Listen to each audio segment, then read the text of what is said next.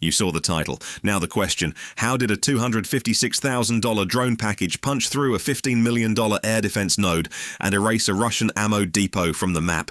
In the next minutes, we'll unpack the fog, the fiber, and the swarm that made a 450-foot crater without tripping Kasuka 4 or Pantsir S1. Stay with me to see why 2 Shrike hits and a 700-pound breach didn't just blow a door, they triggered a chain reaction that vaporized 500 tons of Grad rockets and 152mm shells and forced the Black Sea Fleet into a defensive crouch. Before we move on, please take a moment to subscribe to the channel and like the video.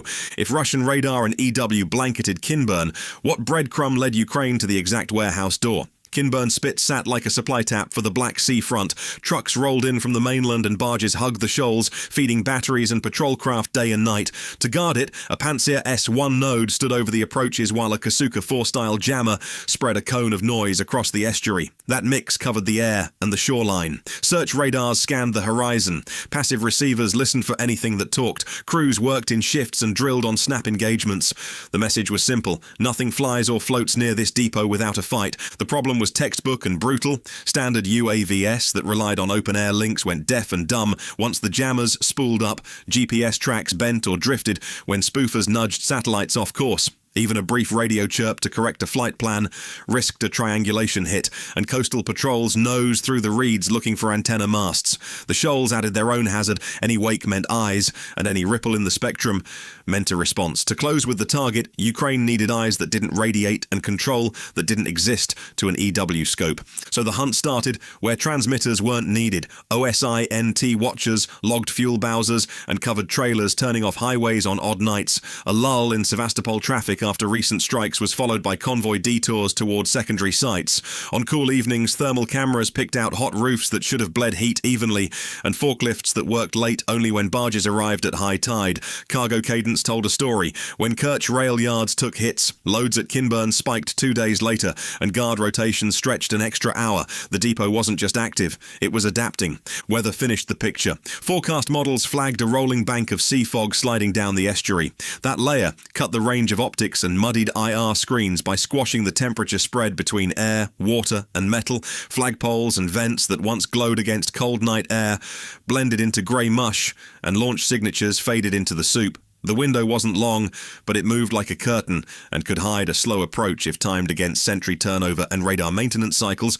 The approach needed a hull that stayed quiet in both senses. Enter the Magura 55, a small catamaran USV that rode low and threw almost no wake. Its shape and materials kept its radar cross-section down, and its speed let it sprint between cover. Shallow water helped more than any paint could. The reeds broke lines of sight and scattered sound.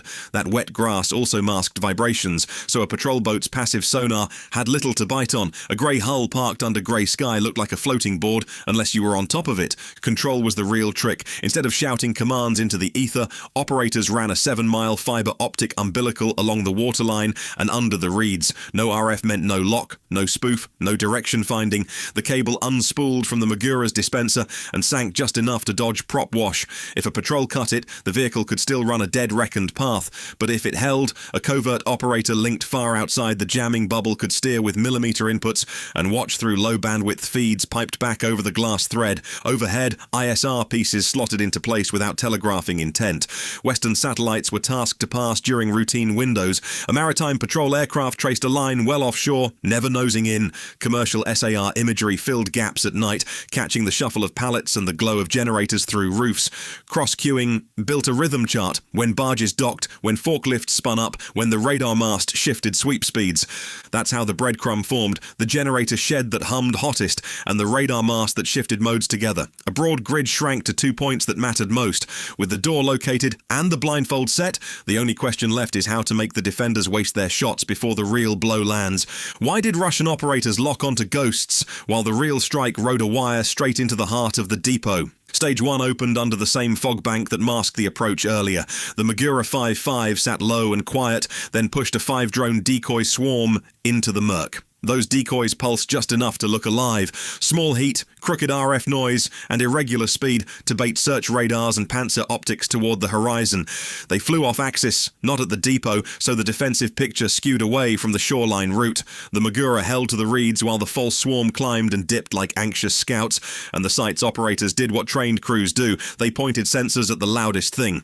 EW counters snapped on, jammers washed the air. Standard FPVs would have fallen from the sky inside that bubble, but the Shrike FPVs stayed mute to the spectrum. They rode a fiber optic thread back to a covert operator linked via Starlink far outside the jamming envelope. No open-air link meant no lock, no spoof, and no triangulation queue. The drones took pre-briefed waypoints, then accepted fine steering tweaks over the glass line while the decoys kept feeding the wrong target picture. That is how EW got beat. The fiber killed the need for RF control. The jammers, built to blind and bend radios, found no grip. The Kasuka 4-style suite could flood every band and still do nothing to a tether that didn't radiate. Meanwhile, the decoys kept the defense busy. Each false contact drew a ready missile, and each intercept burned seconds off reloads. The site spent power and focus on echoes, while the wire-guided pair crept along the shoreline gap. Kinetic chess followed. Pantsir crews fired into fog at bad angles. The turrets slewed, chased, and lit off missiles against targets that faded and reappeared with the mist. Each shot exposed the radar's sweep and the handoff timing to optics. Each reload cycle marked a breathing space. Operators on the fiber watched those beats, counted the interval, and moved the Shrikes into the seam between volleys. The depot still looked defended, but its rhythm was now mapped in real time. Precision landed where the earlier ISR said it would. Shrike 1 knifed into the generator shed. The hit dropped local power, dragged cameras offline, and forced the site to shift to backups. Shrike 2 clipped the radar array node, bending track fidelity right when the decisive wave needed the gap. With vision and power cut, security went primitive. Handhelds came out, spotlights waved and chopped glare into the fog. Beyond 200 meters, the perimeter might as well have been empty. Stage 3 moved in while that blind scramble played out. The Magura 5.5 angled for the service gate, carrying roughly 700 pounds of high explosive tuned for overpressure inside tight spaces. The gate mattered because it coupled exterior access to interior volume. A breach there didn't just open a path, it drove shock into the first bay. The USV skimmed past the last reeds, lined up on the seam, and hit with the warhead buried, not splashed. The chain reaction followed fast. The initial blast reached stacked Grad rockets and 152mm shells. Bays cooked off in sequence as propellants lit, then secondaries hammered through dividing walls. Multi-tier explosions shook the site, and a crater sprawled where rows of pallets had stood minutes earlier. The depot didn't fail in one bang. It peeled open in layers until structure gave way, and the fire ran out of fuel. In the end, a $250,000 mix of drones and a fiber tether flipped a billion-ruble complex into a hole, while the jammers clawed at phantoms. And that single night redrew routes, patrol rhythms, and staging math across the northern Black Sea.